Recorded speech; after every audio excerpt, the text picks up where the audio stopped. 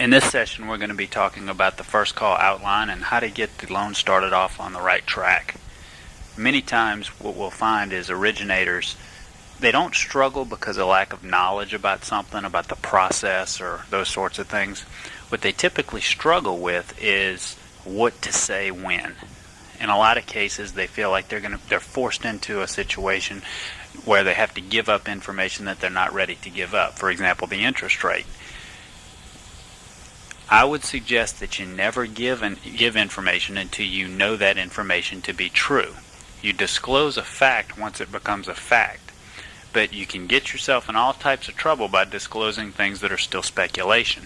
For example, if you tell somebody what their interest rate is too early, you're going to maybe have to come back later and give them a higher interest rate. Of course, they're going to try to hold you to the original one. Problem was that you didn't know what the interest rate was originally, so you just gave them the information because you felt compelled to do so. Essentially what had happened is you had lost control of the conversation.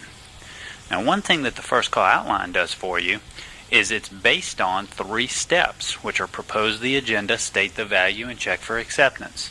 For those of you who have kept abreast of Popsicle, you'll realize that those are the 3 steps of the opening. If you can just master the opening in Popsicle, you'll put yourself ahead of most of your competition. The reason for that is simple. Number 1, the middle step of state the value gives you more credibility than most other salespeople. Most other salespeople are going to concentrate on what they want the customer to do. And they're going to communicate that, though inadvertently at times, they will communicate that their needs are more important than the customer's needs. And the customers pick up on that, and they don't necessarily think of you as special or the one that they want to deal with. So they call another mortgage company. Of course, they fall victim to a teaser rate of 6% or 7%, even though the customer has 520 credit. We all know that nobody can go and get a 6 or a 7% interest rate if they don't qualify for that interest rate.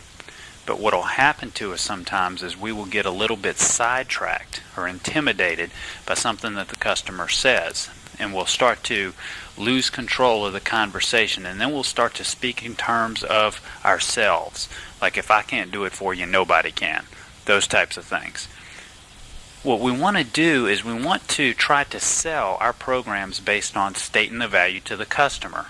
And when you talk in terms of value to the customer, you're going to find that the customer comes along with you much more quickly, and it's a much gentler process. You don't find yourself having to get into those power closes, and you don't have to get into those situations where you have to lord over the customer with their bad credit and force them to move forward using guilt and that sort of thing.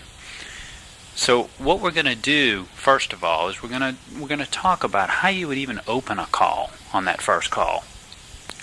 Let me suggest this to you. When you pick up the phone and you say, homeowner's loan, this is X, may I help you? They're going to usually say something to you like, hey, I just wanted to check out your interest rate, or I got a letter in the mail, and it says that I'm pre-approved for $20,000. Can you give me some more information on that? Or those sorts of things. I would suggest always starting the conversation like this. Great, tell me what you want to do.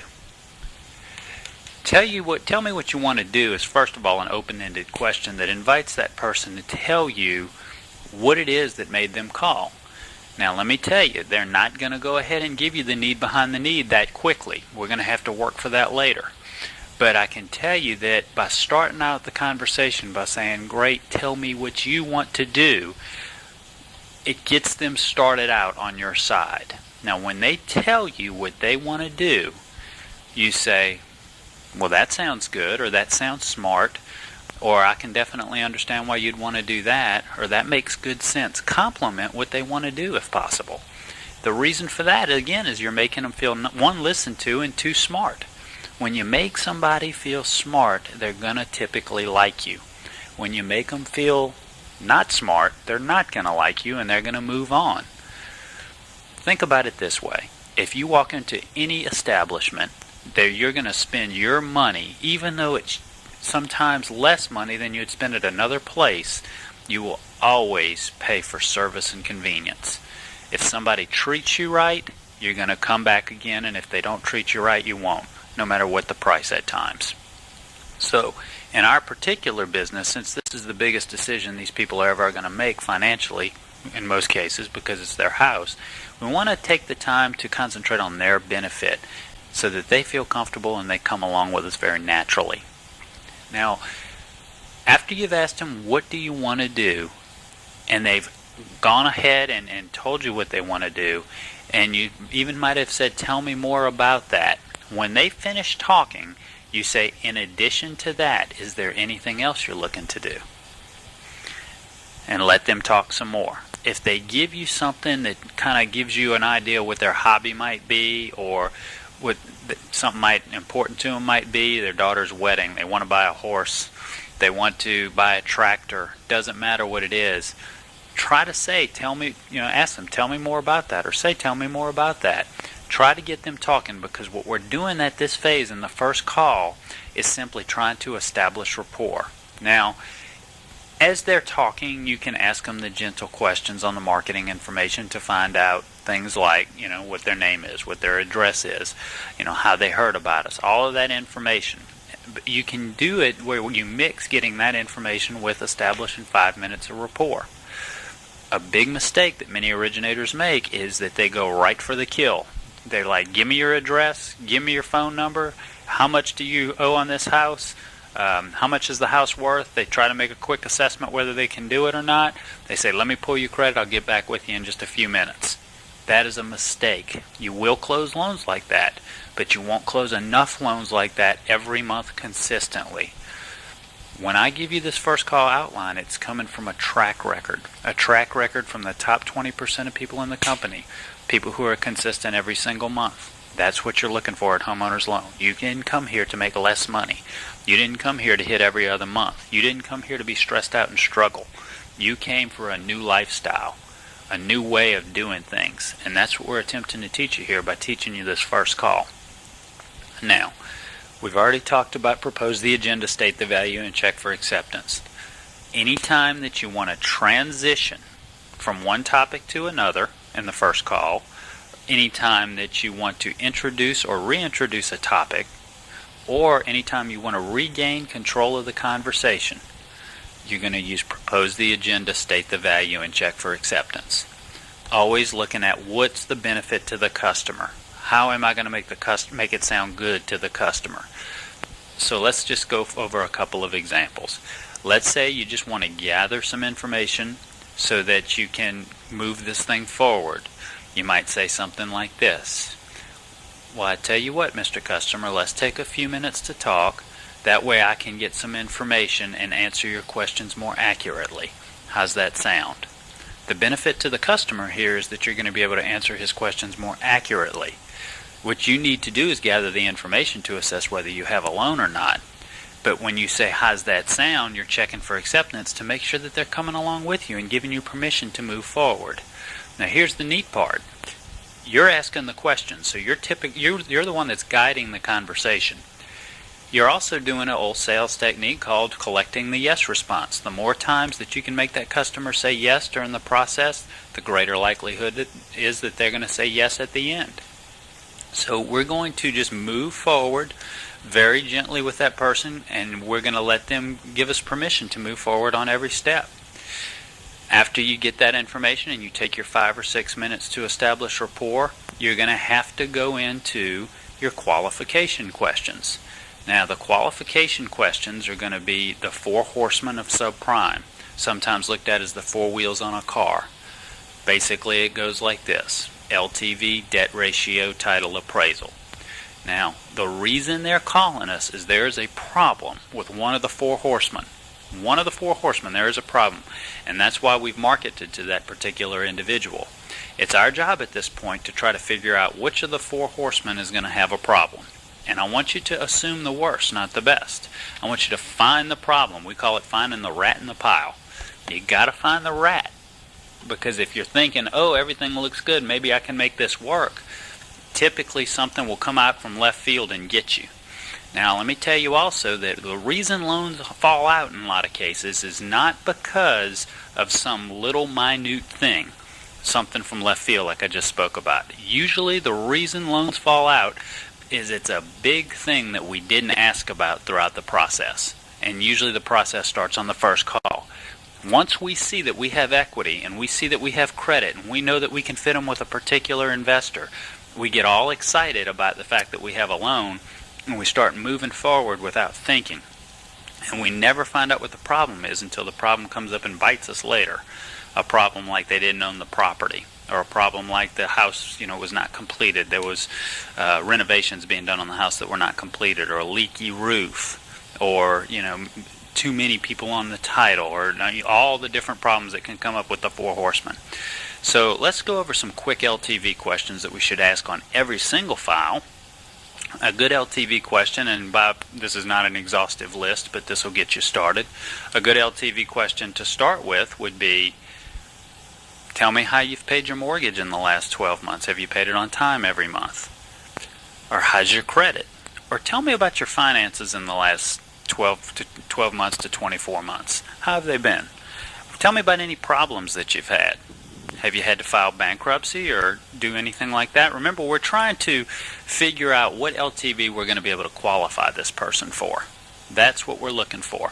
Not the LTV that they're at right now. While that is important, it's not nearly as important as what are we going to be able to qualify that person for. So, in addition to mortgage history, how's your credit? Tell me about any kind of financial problems that you've had in the last couple of years. Have there been any kind of bankruptcies, those sorts of things? We also want to ask something that would seem like a debt ratio question, and that is, tell me about your job. Do you get paid W-2s or are you self-employed? Remember that typically a self-employed borrower, there's an adjustment in the LTV with most investors. And that the reason for that is simply that the self-employed people are perceived to be a little bit more risky because we can't prove their income. The debt ratio in this case is out, so there's an adjustment in the LTV because there's higher risk to the investor. Now, when we transitioned from the going through the report section to the qualification section, what are the 3 steps that we needed to do? That's right. You needed to propose the agenda, state the value, and check for acceptance. So before going to LTV, debt ratio, title, and appraisal, that's where you're going to say, I tell you what, I'm going to ask you some pretty specific information here. And the reason I'm asking you this information is so that I can come up with a program that's going to benefit you. And if we can't benefit you, we can let you know early. That way neither of us waste a lot of time. Most importantly, you'll get what you called for, and you'll know yes or no pretty quickly. How's that sound? Then you move forward. Now we've talked about some LTV questions, some of the basic LTV questions, some debt ratio questions. Do you have a job? That's a big one. Loans fall out all the time because of that. Are you still currently working there? How long have you been there? Those types of real basic questions. Now, of course, your team leader will give you lots more questions, and some other originators will help you, some more experienced originators, as well as your regional trainer, because there are many, many debt ratio questions. But do you have a job? Do you still work there? And how long have you been there are very, very important. Underwriters are going to need 2 years employment history minimum. So if they've only been at Domino's Pizza for 11 months, we have to find out where they worked before. If they were at Papa John's 8 months before that, then we're still running a little short. We got to figure out what they were doing before that. And you want it to be in the same field, of course. Now, title is one of those issues that can be a little bit complex, but here's some basic questions you can ask on every file. Do you own the property? That's a biggie. Do you own the property? I can't tell you how many times we've been in situations where we find out after title comes back that we've been working on a loan for somebody that doesn't even own the property. But assuming that they do own the property, the next question should be, how did you obtain it? We need to know how they obtained it. Is this somebody who just inherited a property from their grandparents and they've only lived in it for 3 months and we're going to have a seasoning issue? Some red flags here are any kind of inherited properties, which are sometimes signified by zero balances. They don't owe anything on it. Especially when you find out somebody's 27 and their property's free and clear, you need to kind of throw up a red flag there and say, okay, exactly what's going on here. What's the problem? There must be some kind of special circumstance that they're calling us for. Okay? Now then comes to appraisal. And appraisal, probably the biggest question I would want to ask on appraisal is the house complete? That's a big one. Do you have any kind of maintenance going on, any deferred maintenance right now? Or does your roof leak? Tell me what kind of problems there are. Is there anything that the appraiser might find that would maybe, not make the loan go as smoothly? Have you had your house appraised? Those types of things. And like I've said before, this is not an exhaustive list of four horsemen questions. But that's not the intent of this particular session. It's how to get through this stuff. Now, after you have finished with your appraisal, that's the four horsemen, LTV, debt ratio, title, and appraisal. After you have finished, it's time to kind of sit back a little bit and, of course, transition the person into what I believe is the most important part of your first call, and it's the part most often skipped. Now, let me just preface this really quickly. I can tell you this. There was a time that I was under a lot of pressure as an originator to produce good fees in only 2.5 to 3 weeks a month. And what I found was when I did this next step, I literally separated myself from the competition and was usually one of the top producers. And on top of that, being one of the top producers, I put out very little effort to get to those high numbers. And it was, I believe, because of this next step. This next step is literally the key. You have to get the customer to tell you, most importantly, that they want help. Now, they've told you about some of the problems they've had as you were going through the qualification questions, and possibly even when y'all were establishing rapport together. Now what we need to do is we need to show how we're going to be able to help that individual. This stage is called establishing credibility. Realize that when the customer called you, we might have sent them a letter, but I also believe in many cases, and this is what I want you to assume, is that they have a phone book out in front of them. The yellow pages are open, and they are simply going through the yellow pages, and they're making calls to all of these different companies trying to figure out which one's going to give them the best program. Unfortunately, whether you call AmeriQuest or you call a bank, and unfortunately, even if you call Homeowners Loan, in many cases you get the exact same questions. And those are usually, tell me about your house. How long have you lived there? Tell me about your job. How long have you been there? How much money do you make? All closed-ended questions to fill out the 1003 application. If you can avoid sounding like everybody else, you will put yourself at a significant advantage. And that's what establishing credibility does. Simply put, establishing credibility is going to make you not sound like every other loan officer. It's going to make them close that phone book, and it's going to take them off the market. Here's how you do it. You're going to say, Mr. Customer, you've given me a lot of information, and I appreciate that. Let's take a few minutes so that I can give you some information about our company so that you feel comfortable about not only the company you're working with, but the individual you're working with as well. How's that sound? They will say, okay. They'll actually be appreciative of it. And what we're going to have to cover is what we do, who we are, why they should work with us, and finally ask the question, do you want me to help you? And this is what we do. And I rarely will tell people to memorize or say something directly like I say it. But in this particular case, the closer you can say what we do to what I'm going to tell you, the better it's going to be. And I take that from lots and lots of different people who have been very successful in the business. So here we go. What we do. Mr. Customer, what we do at Homeowners Loan is we help people to save time on how long it's going to take them to pay things off. We help them to save interest, both today and over time. And we help them to save money every single month. In addition to that, we try to give them cash out for pretty much anything they want it for. The nice thing about that is we really improve people's financial picture. And that's why I like my job here. Now, as far as who we are, we're a division of Laredo National Bank. Laredo has been in business for over 100 years. You can't be in business 100 years by treating people bad. Wouldn't you agree? Now, it's important that you get their agreement at the end of these statements. You want to make sure that they're saying yes. Yes. Remember, we're collecting that yes response throughout the process. And it also makes them feel like they're giving you permission to move forward.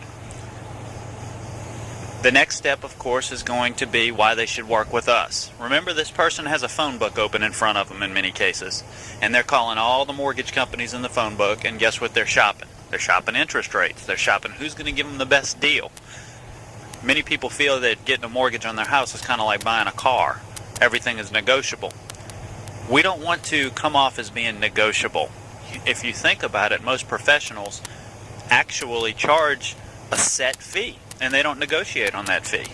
Last time you went to the doctor, they didn't say, well, I tell you what, I'll do this service for 100 instead of 150, which is what I usually charge. You don't negotiate those fees. Same thing goes with attorneys, accountants, you name any professional. When you start being negotiable on fees from the beginning, first of all, it makes you sound like a salesperson, almost a little bit cheesy, if you will. But the second thing it does is it makes them feel like the harder they push, the better deal they're going to get. And you'll find, especially with new originators, myself, it happened with me as a new originator, you'll find that you always wind up negotiating your fees toward the end of the loan if you start out this way. So what I'm going to suggest to you is doing it this way. Explain it from the beginning and explain what the benefits are with going with us at a homeowner's loan. So start out this way then. What we're talking about is why they should work with us. And remember, the objective is to get them to close the phone book and stop shopping. Do this. Say it just like this if you can. Say, Mr. Customer, you have a couple of different options. Your first option is that you can go with a broker. And if you're looking the phone book, every lender, all the mortgage companies are going to be broken down to either brokers or lenders. Now, it's not going to say that in the phone book, but let me explain the difference between the two for you. If you go with a broker, it's going to offer you a lot of flexibility. You're going to be able to be shopped around. The broker will shop your loan around for you, find the best program to meet your needs, and that's the company that they'll close your loan with. The disadvantage to a broker is that it's a much more costly option because you wind up paying broker fees, plus you pay lender fees.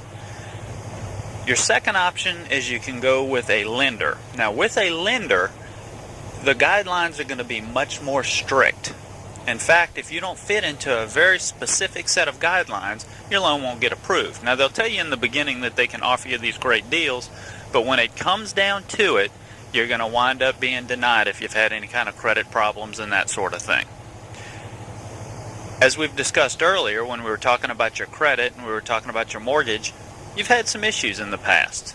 But we try to treat people fairly, even though they've had some credit problems in the past. We work through your credit problems with you.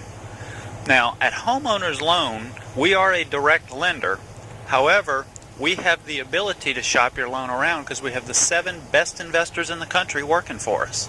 Therefore, we offer you the flexibility of a broker because we do shop your loan around, like I said, but we offer you the pricing of a lender because you don't pay any broker fees and we lend you the money ourselves. Do you understand the difference between the two? Make sure the customer says yes. Sometimes they'll ask you a question and you'll have to re-explain, a small portion of what we just talked about. Make sure you do this. It's hard to do. It's not natural. It's not a natural part of the process. You have to break in the process. Now, once you've explained the difference between the two, you're going to say, now you've told me some things that you were really interested in doing, and you've also told me some of the issues you've had in the past, and I've explained kind of what my company does and how we address our customers' needs. Do you want me to help you? Just ask them, do you want me to help you? The customer has to tell you yes to this question. Remember, you might take 120 calls in a month. You only have to close 5 or 6 loans to get to $30,000 in fees these days. You want to hit 30 every single month. You're looking for the 5 or 6 customers that say, yes, I need the help. It's interesting. I was talking to somebody the other day, and they said, what is the first thing an alcoholic has to do before you can help them to recover? And that's admit that they're an alcoholic. Well, we're problem solvers in this business. We're financial problem solvers is what we are. But if somebody doesn't feel as if they have a problem, and they don't admit that they have a problem in their finances, it sure is hard to come in with a solution and sell that solution to them, because they don't feel like they had a problem in the first place. If they feel like they can still qualify for the best rates, if they feel like they can still qualify for the best programs, if they feel like they can still shop around and eventually find that 6 or 7%, guess what? They're not going to go with you. So you have to clearly explain the difference between brokers and lenders and some of the tricks. Remember, we're not so much salespeople, but we're consultants. And if you operate as a consultant, people pay big money. People will pay you as a consultant, and they won't question you. But they won't pay you as a salesperson. They'll try to negotiate with you incessantly. And you don't have the time in a 30-day period when you're trying to close loans to go through incessant negotiation. So my suggestion to you is to always establish credibility on that first call. Make sure that you go through the steps and establish credibility, because if they don't see a difference between you and every other loan officer that they call, guess what? They're going to fall for the teaser rate. And that's the mistake that so many people make. And you know what? It's funny. A lot of our clients will call us back after they go through this whole process of shopping. When we do post-closing checks or studies sometimes here at Homeowners Loan, and we talk to customers who have actually closed with our company, and we say, why did you close with Homeowners Loan? It's always the same thing. It was the loan officer. They closed because they really did like the loan officer. They wanted to, there was just something about that particular loan officer that was different than the other ones that they spoke to. Remember, all loan officers have a 1003 application that they have to get filled out. All loan officers want to pull credit quickly and see if they have a loan or a deal. Well, you have to differentiate yourself from your competition, and by establishing credibility, you will do that. Understand this too. You can fill out your 1003 application a lot of times just through the establish and rapport phase, just by talking to them. And they will give you information. You know, for example, they might say, well, I've been working for Exxon Refinery for 20 years, and you would think that I had enough income to take care of these bills. But, you know, in that right there at that point, you could have written in Exxon Refinery 20 years in the 1003 application without having to directly ask that question. Make sure, though, that you take the time to do two things on that first call. It's so important. It's what most loan officers forget to do, and that is, number one, establish rapport, and two, go through the establish credibility phase. Now, after you've established credibility and you've gotten to the end and you are at the point where the customer says, yes, I want you to help me, we have to go into finding what's the need behind the need, because we've got a surface need. Typically the surface need is going to be what? It's going to be they want to consolidate debts, they want to do home improvements, they want to get some cash out, they want to do those types of things. Well, the reason they're saying those things is because that's what's on the letter that they're looking at, or those are the typical responses, and they feel like they have a better chance of getting a loan if they give you the typical responses. My suggestion to you is to go back in now, since they've said you needed help. They needed help because basically they've said, yes, I have a problem in the first phase, in the qualification phase, and establishing rapport. In the establishing credibility phase, you told them you have solutions to people's problems like they have, and now we have to find out what their true need behind the need is. And it's going to take a little bit of probing. Remember, propose the agenda, state the value, and check for acceptance, because we have to transition out of establishing credibility, and we have to move into finding out what the need behind the need is. So what we'll do is something like this. Mr. Customer, you've given me a lot of information, and I do appreciate that. And I've given you some information about the company. You've said you want me to try to help you out. I tell you what, I'm going to have to ask you some more in-depth questions about what you want to do. And the reason for that is I want to make sure the loan turns out like you want it to turn out. Do you have a few minutes to go over these things with me? And the customer will say yes, and say, some of the questions might seem a little bit personal, but I want to be able to tell the most compelling story to the underwriter. Kind of look at me like an attorney, and the underwriter is the judge, and I want to actually give the most compelling case, or fight on your behalf, if you will, with the underwriter, so that we make sure that we win the case. Now, to do that, you've told me you want to do X, Y, and Z. Tell me a little bit more about that. You really want to find out what they want to do. Okay? Now, once you know what they want to do, let's say, for example, that they have to pay off a certain amount of debt. Well, now what we need to figure out is why they want to pay off those debts. Why is important? There's a management technique called the 6 honest serving men. It's who, what, when, where, why, and how. Now, what we want to find out, not only just what the surface need is, but what is the real motivating issue to make them move forward. I mean, they took that flyer in from the mailbox and are now calling you, or they're going through the laborious process of calling all of these numbers out of the yellow pages. Make sure you really know why they're doing that. Something is pushing or motivating them to do it now. If they're $20,000 in credit card debt, guess what? They've had that $20,000 in credit card debt for some time now in most cases. What is it about today that's making them want to move forward?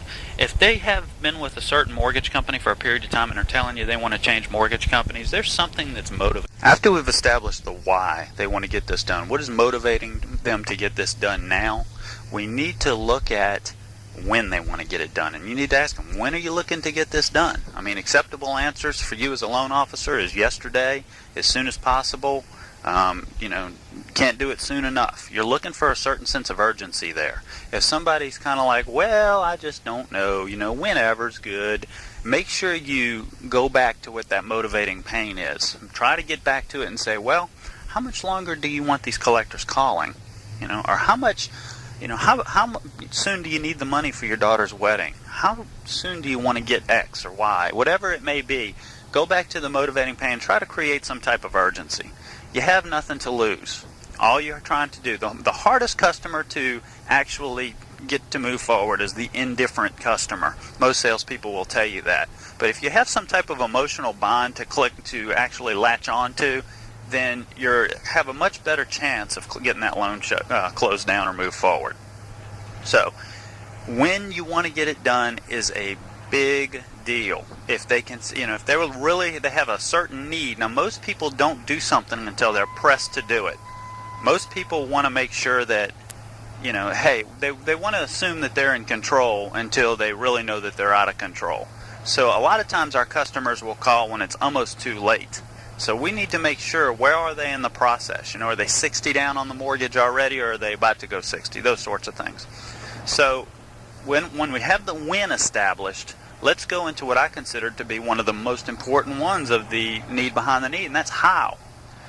How else is the real question here. How else can they get this done? Can they borrow the money from their 401k? Can they borrow the money from their parents? Can they get the money from the credit union that's associated with their employer, say a firefighter, for example, the firefighters credit union? There's all kinds of different ways that they can get this money. But as they tell you what those ways are, you need to basically figure out if it's best for them. For example, if they want to borrow from their 401k, you might just ask the question, you're 37 years old. Is it smart to be borrowing from your retirement? What are you going to do when you retire if you continue to borrow? And then you actually pay back interest on your own money. Is that something that you want to do? Ask those questions. You're just trying to set up the question in their mind. Desperate people do desperate things, and they say and think desperate things, and they're basically just grasping at straws. You need to make sure that your option is a more favorable option than borrowing from their retirement. And in this particular case, it is. If they're going to borrow the money from their parents, ask them now and say, well, is that going to help your credit? Is that going to help to solve some of the problems that you've had in the past? You're a good business person. Avoiding the problem is not going to make it go away. Instead, it's going to make it continue. And in fact, it might even get worse. The interest might go up on your judgment, for example. Or the collectors, they might call you again down the road. Or you're going to have to get a loan for a car. Or you're going to have to get a loan for something. And your credit is going to be affected, and you'll pay higher interest rates. Whereas what I'm suggesting, you have maybe a short-term solution, and then long-term you'll have perfect credit again and be able to get the rates that you want to qualify for. That's what you need to do. You need to take some type of proactive action. Or let's say that somebody says, well, I just want to borrow from my credit union.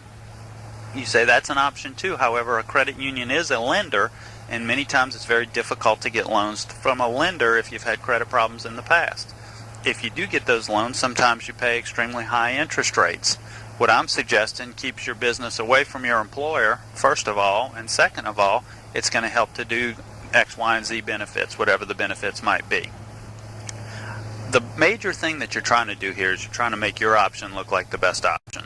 You don't want somebody else's option to look like a better option. And also you're trying to shut down the competition. You want to handle these issues early before you have an appraisal ordered and then come in, and before you're feeling like or maybe even at the closing, but you don't want to have the HUD in your hand and trying to disclose the final fees with the customer and they're still talking about borrowing the money from their daddy.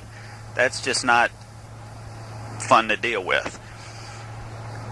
After you have the need behind the need and you've gone through the what, when, why, and how, then you basically you've established that they want the help. You know what the motivating pain is, the need behind the need. Let me give you just a quick example of how powerful this can be.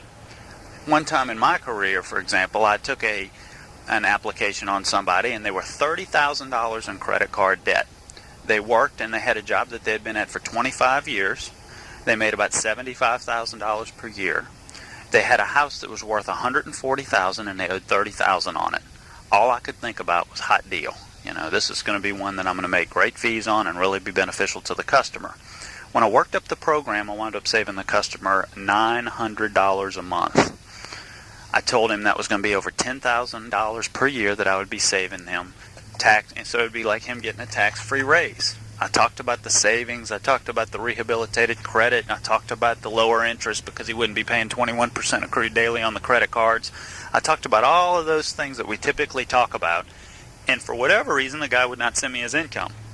So I followed up with him the next day, and I said, what's the issue? I tried all the putting pressure on him and that sort of thing, and it just didn't work out. The guy just flat would not move forward. Well, I followed up with him the next day. He told me he needed to talk to his wife again. I said, well, can I talk to her? Let's get y'all on the phone together, because I was thinking in my mind still, as a new originator, I was going to use one of my 101 power closes, and that was going to get them to the closing table. Boy, was that a mistake.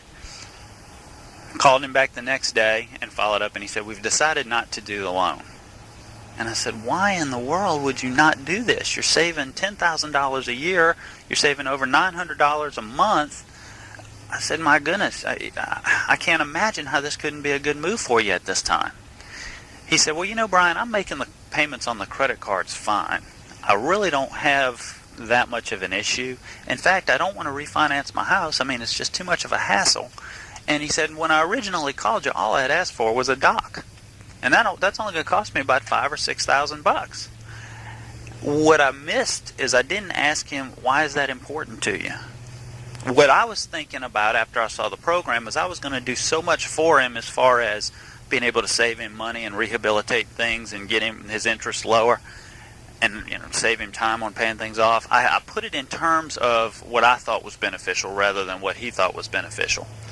The result, he wouldn't close. He wouldn't move forward. He wouldn't send me his income. He wouldn't order appraisals. He wouldn't do anything that I needed him to do. In my mind, all I could see, though, was the $16,000 in fees that I was going to make off of that loan. That's all I could think about. And the more I thought about it, the harder I pressed this guy to move forward. And he just would not move. Well, interestingly enough, I continued to, think about the loan, as we sometimes do. As I laid in bed at night, I would think about why that loan didn't move forward. And finally, I couldn't take it anymore. I called him back and I said, tell me one more time. Let's start at the beginning. Tell me what it is. You said you wanted the doc. Why is that important to you? Which I had not asked him before. And he said, well, Brian, he said, I live on a river. And here in Louisiana, we have alligators. And he said, my kids were playing down by the river the other day. And first of all, one of our dogs had gone missing. And now my kids were playing down by the river, and an alligator came out and tried to get my little girl. So what I thought is I needed a dock. That way, if they're playing on the dock down by the river, the alligator can't get them. Now, I would say that's a pretty good motivating pain right there. When I started concentrating on that motivating pain, I had the loan closed in about 6 days, as I remember. He was ready to move forward at that point. But it was only after I spoke to him in terms that he thought were beneficial. Now, in his mind, he was making the payments on the credit cards. He was making the payments on most of his bills. He would get behind sometimes, but he didn't view it as that big of a deal. I tried to educate him, almost shame him into believing it was a big deal.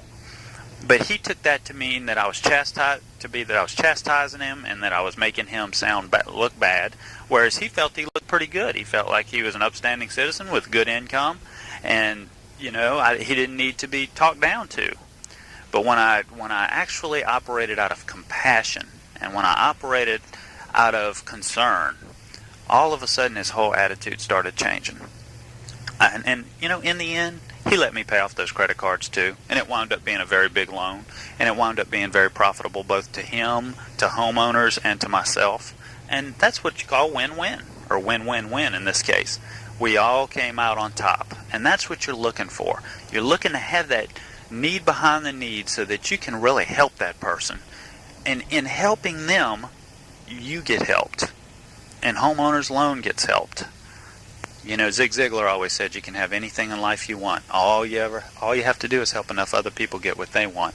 Well, if you don't know the need behind the need on your customers, if you're sitting there trying to put your programs out there in terms that you think are beneficial, you're not helping them get what they want, and they're going to resist you, no matter how beneficial the loan is in many cases. Now, don't get it wrong. You can still close loans. Listen to me on this, you can still close loans doing it the other way. And sometimes you'll have over a $30,000 a month doing it. The issue becomes this: you won't close loans consistently. You won't do it every month. Very few people have come in and do it every single month. It's usually about the top 20% of originators. And what they do is they follow a similar pattern.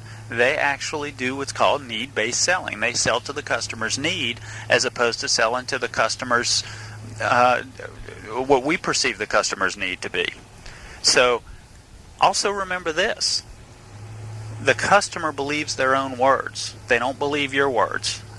They think you're trying to sell them something. But if you can get them to say it, it's always going to be true in their mind. But if you say it, there's a certain level of them being, of you being suspect because they think you're trying to sell them something. So my point with all of this is simply, without the need behind the need, you really don't have a loan, no matter how good the numbers look. Because there have been many of loans that we've done or we've tried to do that are now sitting in the deny and cancel bin that were actually great loans and the numbers worked just perfectly. But the customer was not sold. Ask most team leaders. Most team leaders can tell you, I'll get you through the process. I'll get you through everything you need to get through. But you need to be able to sell the customer. And if you try to sell the customer consistently without the need behind the need, then I'm telling you, you're going to struggle at some point in your career. And nobody came here to Homeowners Loan to struggle. We do not want to struggle. We want to have the benefits of being in Homeowners Loan. Now, after you know what the need behind the need is, and you know they qualify through the qualification stage, you've established credibility with them, you've established rapport with them, and you know what the need behind the need is, it's now time to move forward on the income, and you just simply say, I tell you what, start getting these things together. And if they're self-employed, of course, it'll be their taxes and whatnot, but if they're not self-employed, it'll be their W-2s and paycheck stubs, and in both cases, you'll be getting their insurance. Make an appointment for the income. There have been many cases that I've gotten together with people who hadn't gotten an income in 3 weeks, or sometimes even a month. But when you do make an appointment, they'll get 6 or 7 incomes in 2 or 3 days. Now, this is one thing I know that helped me tremendously, and it's helped a lot of people tremendously, and that is making appointments for your income. And simply do it like this. Listen, the fax machine is on the other side of the building. I go over there just a few times a day. I can be over there for 10 o'clock in the morning or 3 o'clock in the afternoon, which will be better for you. Let them choose between 2 positives. And then once they commit to a time, and if they say, well, I can't do either of those 2 times, offer an alternate time. Say, well, how about 9 a.m. or 4 p.m., which would be better for you? Offer an alternate and make them choose between a time, 2 positives, and then tell them this. Let's say, for example, if they choose 3 o'clock, You say, well, I'm going to make an appointment with the underwriter for 3:15. That way they feel like not only are you waiting by that fax machine at that time, but also that the underwriter is going to be waiting. They're more likely to send it that way. There's a sense of urgency because they know people are waiting on them. Is this going to work in 100% of the cases? Absolutely not. Will it work in 80% of the cases? Absolutely. Will it work when the other technique of, oh, just send it to me tomorrow, or I'll be looking for your income tomorrow, will it work better than that? Absolutely. Go with successful originators and you will see that they always have an if-then relationship with their customers. If you'll do this for me, then I'm going to do this for you. And they always put it in terms that if the customer actually extends some effort, whether it be ordering the appraisal or sending income or whatever, that there will be some type of benefit to the customer. So make sure you make that appointment. And then finally say, well, I'm going to take a few minutes to pull your credit and work some things up for you and see how I can meet your needs. And then I'll be back in touch with you in just a little while. Will you be at home? And ask if they're not going to be at home. If they're at work, ask them if you can call them at work. If they say no, set up a time where y'all will get together again. Set appointments. Create urgency. Any salesperson will tell you, any experienced salesperson will tell you that they always make sure that they create urgency on every contact. Because as you well know, sometimes our clients are hard to contact. Last thing, take down their phone numbers. Make sure that you not only have the phone numbers that they've given you for their home and their business, and of course you do want to always get permission to call them at their business, but also get cell phone numbers. Make sure you have a way to get in touch with them. Pager numbers, all of that stuff. And finally end the call by saying, hey, I appreciate the time that you've spent with me here. I want to make sure that you're happy. I've never had a dissatisfied customer, and I don't want to start with you, so let's keep the lines of communication open. Look forward to talking to you soon. Bye-bye. That's how you'll end the first call. Try the first call like I'm suggesting here. It'll make a huge difference for you. It will actually increase your sales. When I used to be able to originate 2.5 to 3 weeks a month, I was still able to hit very high numbers simply because I had that first call outlined down. I had also a second call and a third call outlined. And what it helped me to do more than anything else is it helped me to have something to say when I didn't know what to say. It made it where I didn't have to think on my feet. And it also made it where I stayed in control of the conversation. I was asking the questions. If the customer starts just berating you with questions, you're going to feel forced to answer. And many times you'll answer incorrectly, or you'll put yourself in a bad spot. You'll actually create objections. But when you rely on the outlines, and you don't have to say it just like I'm talking about here, but at least cover the ideas. Now, I just want to put that one caveat in, though, on establishing credibility. I would say it as close as like I said before, as close as you can to what I said. Try to almost memorize it and just rattle it off, and it'll amaze you how effective that'll be. It won't be effective with everybody. You won't have to make every sale. We only have to make 5 to 6 sales per month, and that'll help you to achieve your goals here at Homeowners Loan, which is to make the type of money you came here to make. Remember, this is a fun job. It is stressful at times, and there is some pressure associated with it at times, but there's nothing like handling pressure. There's nothing as good for you as knowing that you can have a positive outcome to a situation that is sometimes filled with pressure and stress. It's called grace under pressure. All grace under pressure is knowing what to say, how to say it, and when to say it. And the first call outline will put you on the road to that. Good luck.